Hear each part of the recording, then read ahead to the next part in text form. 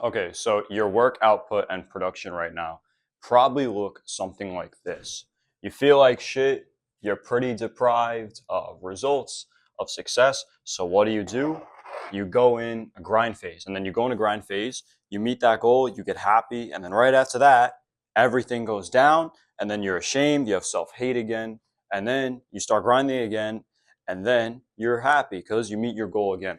A lot of people constantly go through this cycle and it literally takes over their productivity in their life. You pretty much lose all the progress that you just made, and you're stuck in pretty much this constant loop of up and down. Whether you're starting a business, starting an agency, starting an e-commerce store, or you're a student in school, you've probably experienced something like this where you do shitty on exam, you do well, and then you get comfortable, you do shitty again, and then it's just this ongoing cycle. You can never really stabilize the consistency. We'll go over how to fix that in this video here. And from a psychological standpoint, the reason that you work so much more when you're in this state, when you just failed a test, when your bank account reaches a new low or whatever that might be, the reason that you're willing to work so hard is because you're in a painful state and you're in a state of deprivation. And psychology has shown us time and time again, we'll do anything to avoid pain. Through guys like Jung, through guys like Freud, they've shown it time and time again, behaviorally, human beings will be far more likely to do things to avoid pain than to run towards a greater outcome.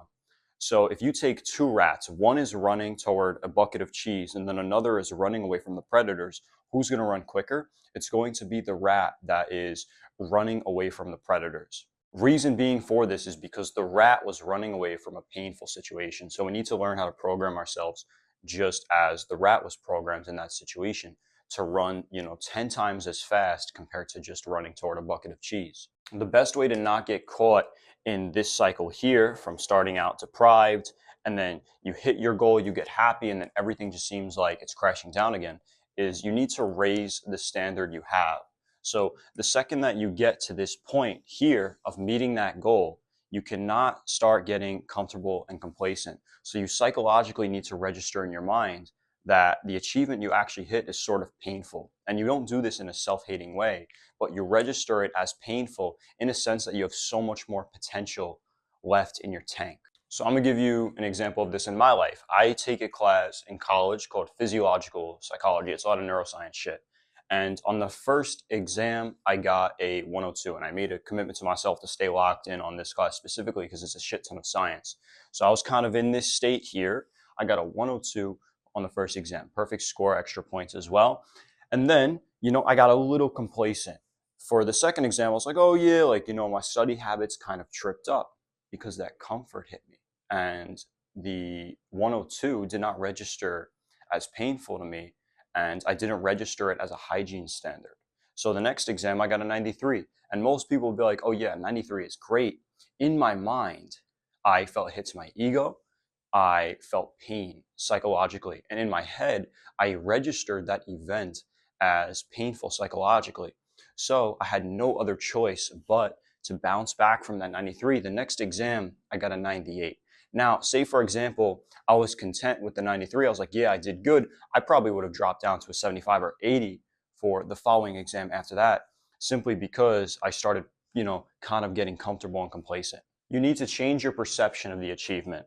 So when you hit a goal, you need to change your perception and not allow it to make you comfortable. And what I mean is, say if you hit your first $10,000 a month, or you have a 3.5 GPA one semester, and you're averaging a 2.9 before that. Most people, they hit the goal met and they're happy, they're feeling that excitement, they're feeling a rush of serotonin, and automatically with that, what they want to do psychologically is maintain the feelings that they felt in the emotional high. So what I mean by that is the set of conditions and the set of emotions that got the person to this stage here, which was goal met, happy, is not the set of conditions that is going to push them further ahead. The set of conditions and the set of emotions that got that person to this goal met state when they hit their first 10K month, or when they had that 3.5 GPA out of nowhere, the set of conditions was pain and it was deprivation. So what you need to do is maintain that when you get to the goal meeting stage here. And it's very easy to get caught up in that cycle of wanting to kind of just stay in this goal met, happy kind of flowing state. But then when you're in this state, what do you psychologically want to do? As behavioral psychologists have shown and as Freud and Jung have talked about, you want to avoid pain. Why? Because you're in this goal met, happy stage. So then when you start to avoid pain, guess what? You're going to avoid studying, you're going to avoid working, you're going to avoid early mornings and late nights. You're going to avoid the thing that got you here to begin with. So that's exactly why you get here, you become complacent and comfortable, and then you get back in this cycle of being ashamed, you have self-hate, you're grinding again, then you meet the goal again. You need to kind of just cut that cycle and have a pattern interrupt there. I'm going to show you another example of what this looks like. I'm going to move my camera closer here, but this is exactly what this cycle looks like in the average individual. Yeah, let me actually. Yeah. This is exactly what this cycle looks like in the average individual. Here's the example I was mentioning. So you have your friend.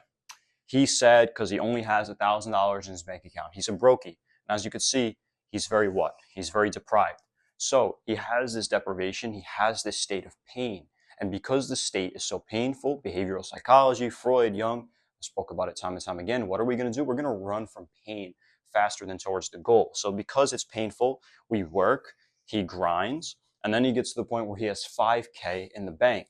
And that was maybe a goal he had for a while, or that was like something he set out, months or years before. Now he has 5K and he feels content. He feels an emotional high. This is where he gets stuck because he feels this emotional high. So when he feels this emotional high, he is in what? A state of pleasure, a state of comfort, a state of like abundant happiness. So now what your friend Bob or whatever his name is wants to do is he wants to maintain this state of emotional high and maintain that state of contentment. So because psychologically he's now in that emotional high, he's going to avoid doing the things that were painful, which what was painful? It was work. It was grinding. It was working on his business. It was working on his side hustle. He's going to avoid doing the work and the grinding because it's painful. And eventually, when you stop doing that for a long enough time, you go in this downward cycle. And then, look, he's back to $1,000 in his bank account. And then this cycle repeats onwards and onwards. Most people never interrupt the cycle right here in this emotional high state. Now, over time, this is exactly what the cycle begins to look like. So you start down here, you're in that what? You're in that deprived stage, right down here, as you can see. And then over time, when you interrupt the cycle and you start to register the achievement as sort of a standard, as who you are, you register it to yourself like, hey, this is just a hygiene standard. This is just the person I am. This is what I do. You do that every single time you hit a goal. Instead of having these big dips, now you just have course corrects. So you may go down slightly, but you're not going to have these big up and down dips and have like symptoms of being bipolar or having manic depression or anything like that. You're just going to have course corrects, and then you're going to go up, and you may dip again because you may get another achievement, but then you do the same thing. You course correct, and then you feel continuous achievement. So the main thing to remember here is that the emotions that got you to the goal and the emotions that got you there, you have to maintain part of those emotions and part of that feeling, or embody the achievements as a standard of who you are. We do not rise to the goals we have, rather we fall to our lowest standard. So if your lowest standard was $1,000 in your bank account, like the example with the guy I was showing on there, then you're going to constantly fall to $1,000 in your bank. But if your standard is, hundreds of thousands in the bank, then you're going to continuously rise to that standard because it's too painful to stay where you're at. So the pain of staying where you're at is much more painful than getting to that next level. And then that's how we continuously propel forward. Another great thing about this is you also begin to rewire who you are. The neural pathways, the neural circuits in your brain will start firing dopamine and serotonin in accordance with these new pathways you're building. And there's an excitatory neurotransmitter, and that's called glutamate. And a neurotransmitter is just chemical signals, messages sent throughout the brain that are released from neurons. So when you get a rush of dopamine neurotransmitters are sent, you're like hype and shit. Just that's an example for you. Glutamate's an excitatory neurotransmitter. What glutamate does is it increases the activity between neurons. So the more and more you hold yourself to this standard and this high standard that you have of kind of running away from pain, then the more you're also going to trigger glutamate, which increases the activity of neurons. That's what an excitatory neurotransmitter does. And this is also how you just continuously become great. If you look at some of the greatest guys to ever do it, you know, Elon, fucking Zuckerberg, or maybe athletics, that's an easy example. If you look at like Kobe Bryant, one of the GOATs, or Michael Jordan, they love the game. They have the love for the game, but they're also just as scared as someone doing to them what they do this to their opponents.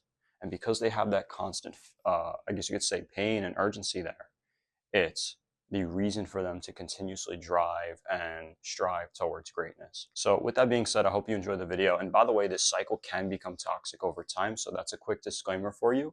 Eventually, you kind of just want to find some kind of self-interest that you're really motivated by. But when you're in the stages of just constantly grinding and trying to make progress, this is extremely helpful here. And it's even backed by behavioral psychology and some of the most well-known guys like Carl Jung and Sigmund Freud. With that being said, hope you enjoyed the video and stay tuned for the next one next week.